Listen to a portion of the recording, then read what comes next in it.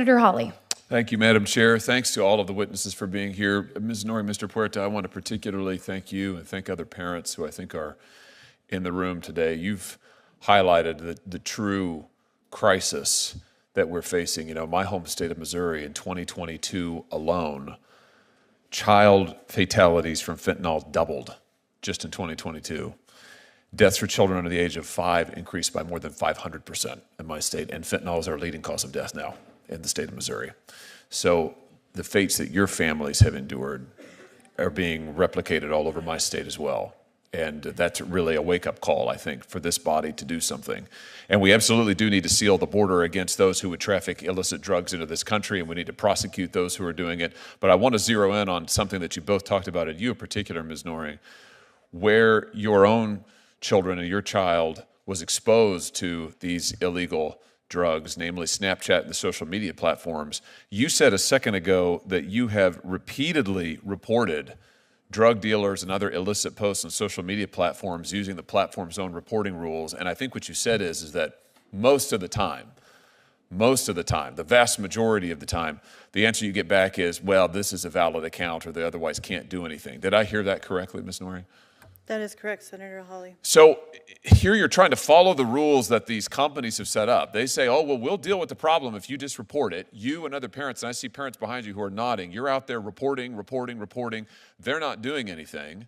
And I noticed that you also, I've read your written testimony, you had a meeting with Snapchat executives. I think you were there for that too, Mr. Porter, in the spring of 2021. That's correct. And they told you, just walk us through that, Ms. Noring, if you would. You reported to them what was going on their own platform, and they told you what exactly? The first three things out of their mouth was, we had no idea this was happening on our platform. You can't sue us because we're protected under Section 230. And as parents, you should have been monitoring your children better. My son was 19 when he died. Number one, how do you monitor an adult? Number two, how do you monitor a child on an app in which the whole allure to these kids is the fact that the messages disappear? And that was something that I brought up to their attention, and they really had no response. They don't care. They don't care, and I think it's interesting they pointed out to you that you can't sue them. Mm-hmm. What do you think one of the reasons is that they don't really change? I mean, here you are, you're meeting with them, you're reporting these incidents, you're reporting this illicit activity on their platform. They're not doing anything about it. I mean, do you speculate, do you have a guess as to why they don't really ever change their behavior? There's no incentive to. And even with the in-app reporting feature, that was something that they pointed out to us, like we should have known that this existed. We had no idea that existed, but I can tell you in the weeks and the months and the years after my son passed, multiple teens in our town reported the dealers that allegedly harmed my son. And all that would happen is they would take down the account. These dealers would go and get a new burner phone, set up a new account. Snapchat told us they had IP blockers and Wi-Fi blockers to recognize the devices.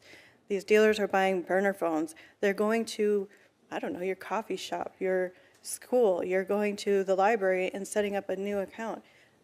Our dealers in my community laughed at Snapchat. They're like, haha, they tried to bamboozle us. We're back, baby. Seriously.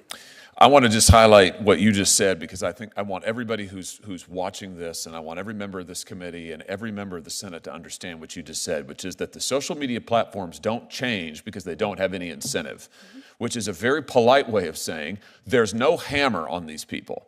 They do whatever they want to do because they know nobody can effectively hold them accountable. And they really let the mask slip when you two walked into their offices and told them that they had participated in the killing of your children, because that's what happened. They made money off of it effectively because they're making billions of dollars on their social media platforms. They're killing our kids. They're exposing them to all kinds of ungodly material, and they won't do anything about it because we can't hold them accountable. And I just want to say to members of this body, that has got to change. It is time to give parents the right to sue these platforms.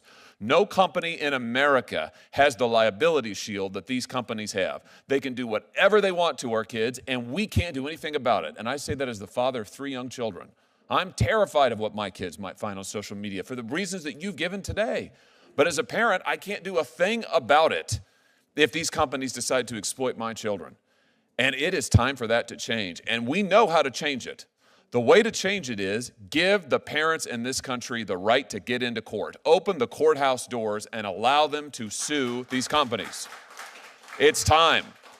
And until this body takes that action, I just have to say almost nothing else we do is really serious. You can try to fine them, they don't care. You can change the rules on reporting, they'll evade it. You can slap them on the wrist, they won't do anything. Until plaintiffs can get into court, nothing will change. And so I will introduce legislation, this Congress, to allow parents, to allow you to go to court and sue these companies. And I call on every member of this committee and every member of this body to support this effort to get justice for your children. Thank you for being here today. Thank you, Madam Chair.